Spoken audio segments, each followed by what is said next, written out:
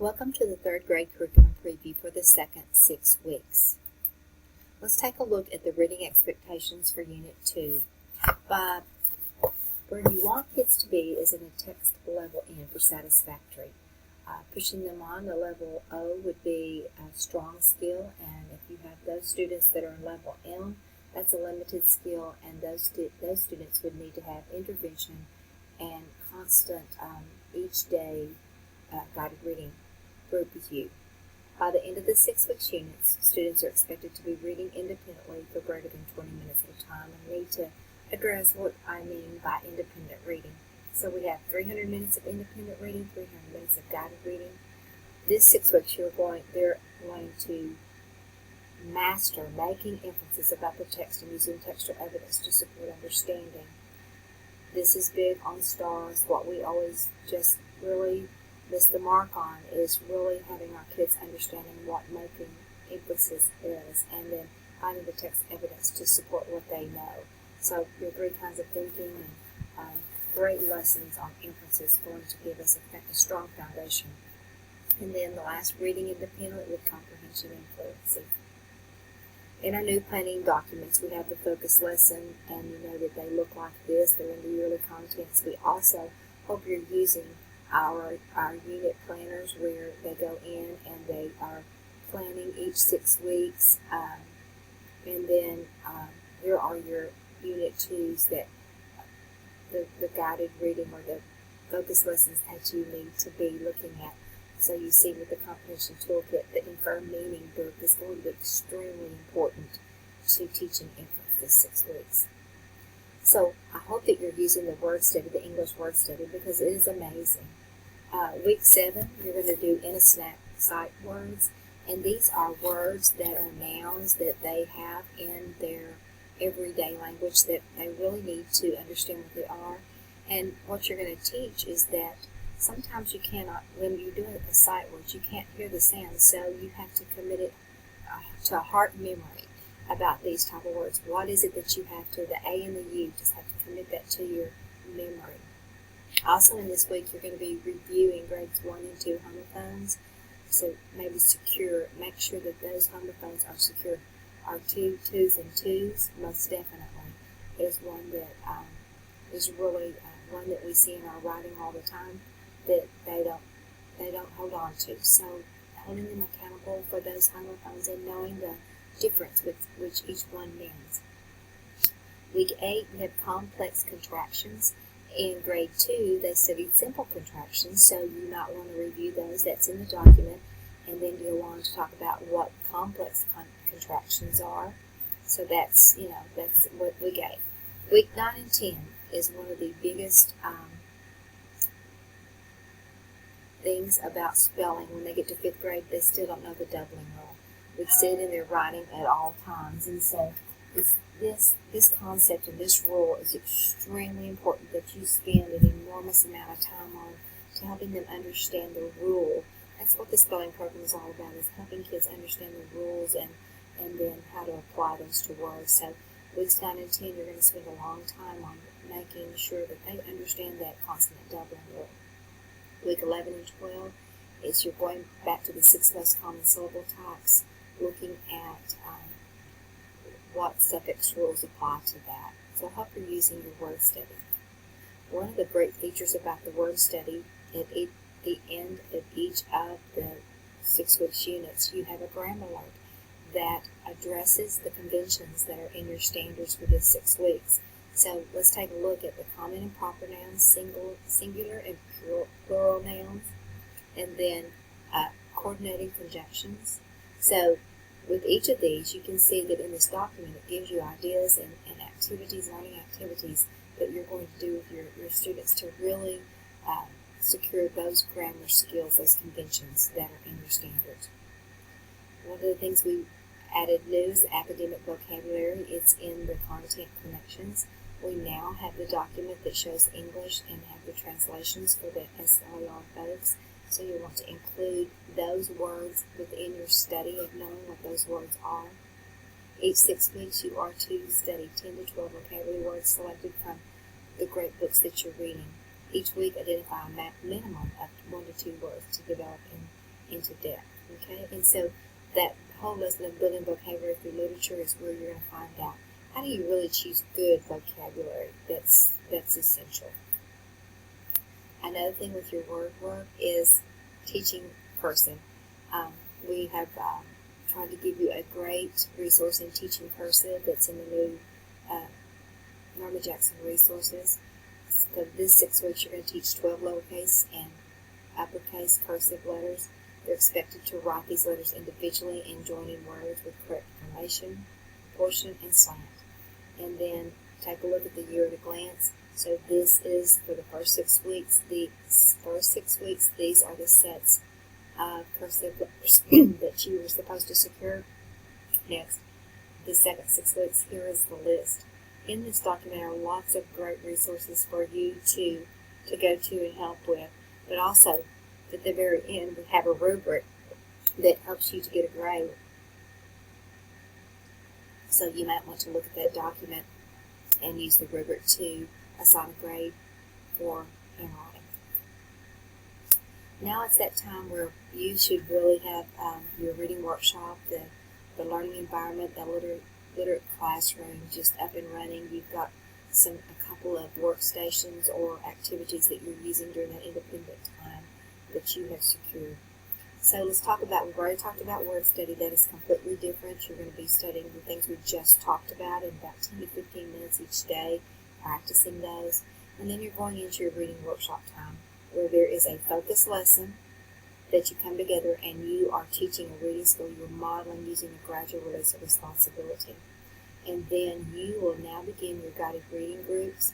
We've had the BLY, you know your data from your kids, so it's now time to group them according to the data that you have for them and put them into groups. So after your focus lesson, you're going to be going to the small guided reading table to start the guided reading groups, and your students are beginning their independent practice of the skill that you've taught in the focus lesson. Independent reading is one of those skills that you should be doing with them, but independent reading here is different than sustained silent reading. The independent reading here is practicing the skill that you have done in the focus lesson. Very important too that I'd really like for you to remember that this is a circle and that each component is important. Stopping the kids right before the saying, boys and girls, fixing to stop reading workshop. I want you to, I've asked you to bring evidence of learning about theme today in your reading. So gather your things and meet me on the road in 5 minutes, and then reflecting and bringing all that learning back together. So those parts of reading workshop are very important. Your lead standards for this 6 weeks are making inferences about text and using textual evidence to support understanding. This is the foundation of where we need to really focus in on having great lessons over rinsing and repeating, using and making inference and modeling for them. So you're going to be doing that. They're expected to use ideas to make and confirm predictions. They're also going to, with independent reading, they're expected to read deeply for a sustained period of time and paraphrase what the reading is about, maintaining meaning in logical order. So see, when the independent reading, it's not sustained reading. It is they are doing something with that reading. So they're expected to monitor their stamina, and then they're expected to read narrative and informational text and comprehension and remember at the levels. And then we have fluency. They're recognizing and improving their phrasing. So the genres that we're going to be using are poetry. You do that every single week. Fables, myths, and legends, fiction. With fiction, you look at your BISD expectation. We want to, they're expected to paraphrase to generate a summary statement for each main event in the plot is the BISD expectation. You're going to identify whether the speaker or the narrator of the story is in first or third person. So doing lessons that hit on that particular skill. You're going to do literary nonfiction. They're expected to explain the difference in the point of view between a biography and an autobiography. Great social studies lead in there. Then with informational text and expository text, the BISD expectation is they're expected to preview by skimming and scanning text features. Those subtitles, those illustrations, topic sentences to get the gist of brief text or excerpts of longer text. So, and then the last is with procedural text, they are expected to follow and explain a set of written multi-step directions. So those are your standards for reading this 6 weeks. So what's your focus lessons? If you want to follow along in your overview, you would be on page 6 where you start where it says the classroom approaches for use. And as you're planning, you might want to jot down what you might want to put in each week. So one of the first things you're going to do is do an anchor chart with the grade level. How well do our ideas stick together? And that's to introduce the term coherence, all right, with that. You draw attention to the 4 questions. Each 6 weeks they will examine different aspects of coherence. You cover all but the first question. Explain they will begin thinking about how the ideas within a paragraph stick together. You're looking at paragraphs. So that's one of your first anchor lesson. Paraphrasing, modeling how to paraphrase. You must teach them how to do this with modeling. This is, you could look back at the strategy they've used in K-2 by applying that to stop and jot. Modeling practice stopping at strategic points in the reading to record a word, phrase, or brief note about their reading. And then in the overview, we give you several resources that might help you in planning that lesson. But that's when you're going to rinse and repeat with all types of genre. We're really analyzing how a paragraph sticks together this 6 weeks. So using the one paragraph, one main idea, you're going to analyze the structure of a paragraph within a focus lesson or several focus lessons. So that might be something that you really stay on for a couple of weeks about what does a paragraph look like, what's inside of that. Then teaching students the conventions of marking paragraphs. And you see all of the things in italics are Norma Jackson resources that will help you to guide you in those focus lessons. We're going to use freeze time to provide looking at 1 or 2 paragraphs from a wide range of published text. So you as a teacher are going to find lots of narrative and informational text and model how freeze time is used within 1 or 2 of the paragraphs of those pieces of text. So that's something that's real important. And then how does the central message affect the development of a paragraph is a Norma Jackson resource to help you. You need to reinforce the connection between plot and the central message of the theme. If you look at your overview, you're going to see some different things that we have asked you to do in that. Model explain the influence of the event of future events. And explain the influence of an event on future events. Looking at your overview, you can see the different aspects that you need to teach with doing that foreshadowing. What happens, like Goldilocks sat at the table, and then what happened next. So what happened is she ate every last bite. She put the bowl in the sink. Just using stories they already know to show which of it belongs in the empty box. In narrative text, you're going to look for opportunities to discuss the point of view from which the story is told. So your first and third persons is extremely important.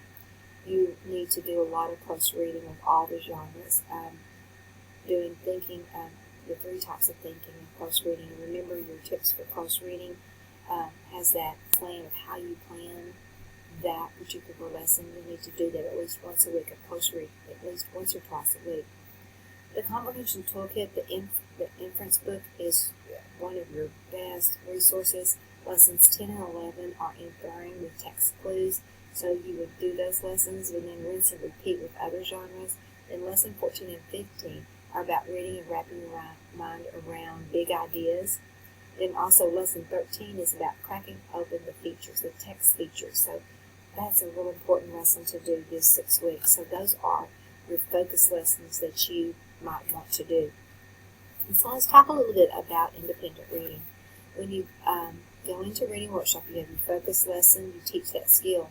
The first thing the student should be doing is looking and independently reading but with a purpose. So whatever the purpose was that you had in the skill that you presented in your focus lesson, kids will be self-selecting out of their book boxes within their independent reading and applying that skill and having accountability. So they need to complete at least 1 to 3 weekly reading responses in their independent reading. That could either be in a reader's notebook, on a sticky note. That's just up to you, or on a graphic organizer. One of the things we talked about this summer was the tic-tac-toe responses that will help you to extend that independent reading. So those are in yearly content. Just print those off and use one of these as a focus lesson. Pick any paragraph in your text. What is the main idea? How does each sentence support the main idea? This is going along with what we've talked about. So this might be a response that you start with and have kids do in their independent reading.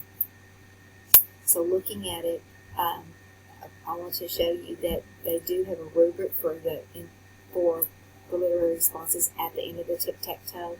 One of the resources that I found is the Tony Steed, and I've given you a link here to it when you download this PowerPoint. Here are some reading responses that he has, and this is a great book, but the resources are online that are in this book that shows you different ways to make, to do some reading responses with independent reading. Now is the time that you're going to start your guided reading groups. If you've not already started them, you've put your kids in groups.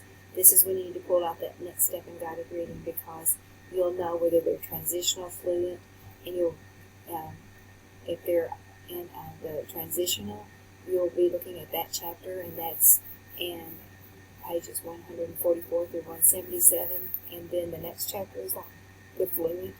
So that you will go to this particular resource and download the template that you're going to use, and then each group will have a folder, and within it you'll have this template for your lesson plan.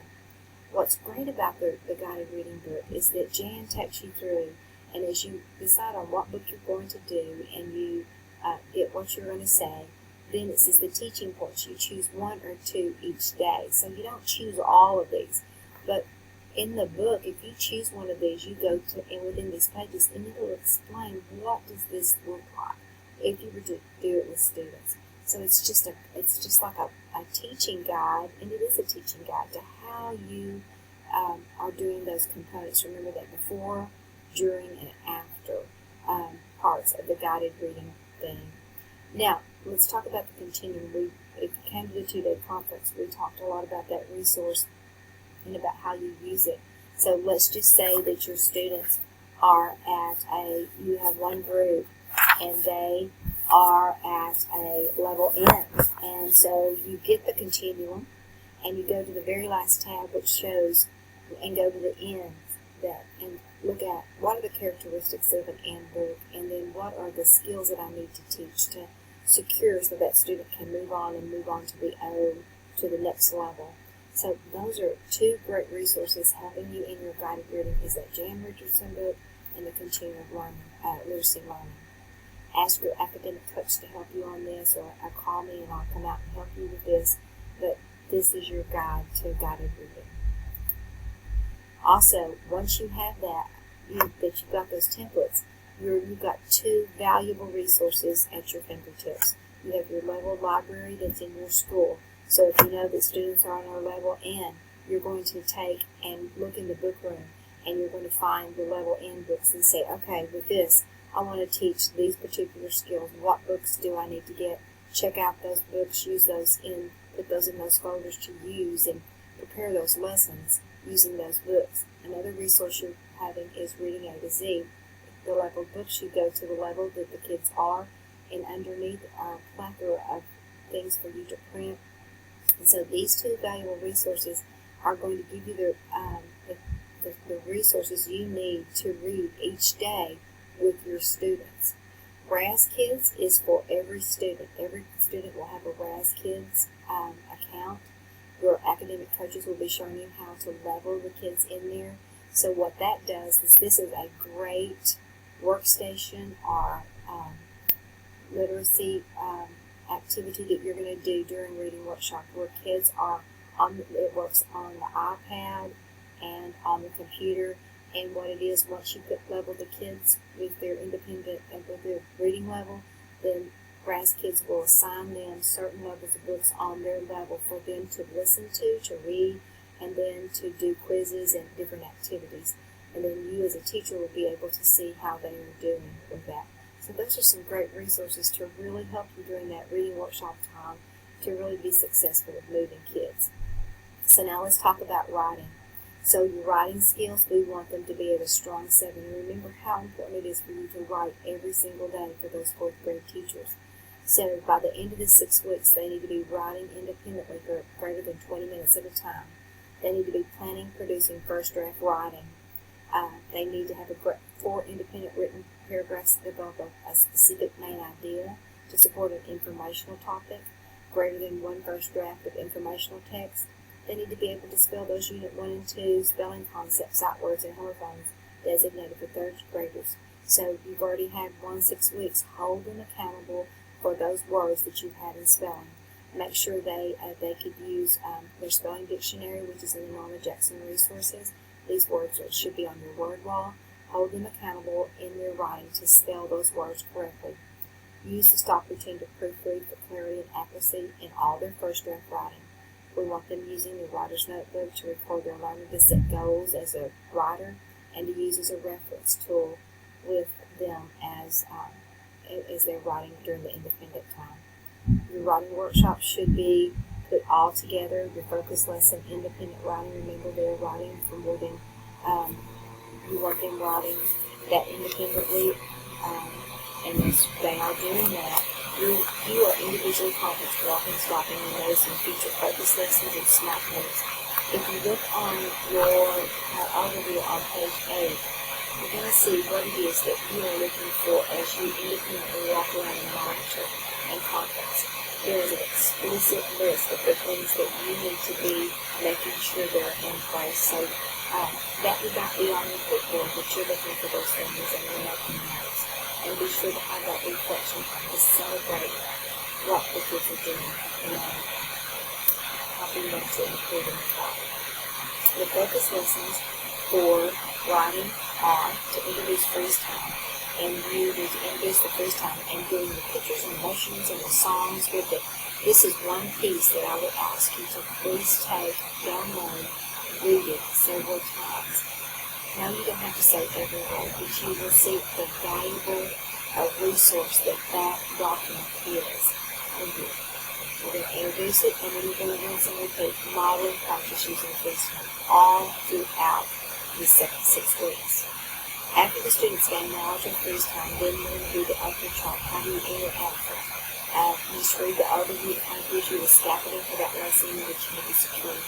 And then you're going to reinforce, stop, and pair. And how you're going to do that is with that new key focus lessons that we've given you. I love this part is because it shows you every part of the stop that's important during this 6 weeks period. So with the S, sticking to the topic, you're going to teach them to establish one clear central message. You want to divide the central message into main ideas, and you shift from the 3-box plan to freeze time. Then telling them about introduce freeze time and use it to develop main ideas and details that add substance. One focus in a paragraph, explanations, descriptions, and connections. In the overhaul part, you're going to be teaching them to omit unnecessary repetitive language or ideas that's in their writing. And then in P, the prompting, the editing, you are looking routinely proofing for accuracy of K through 2 spelling modes. So that is your key thing you're looking for in the stop this time. So that ends the 3rd grade, 2nd 6 weeks curriculum preview.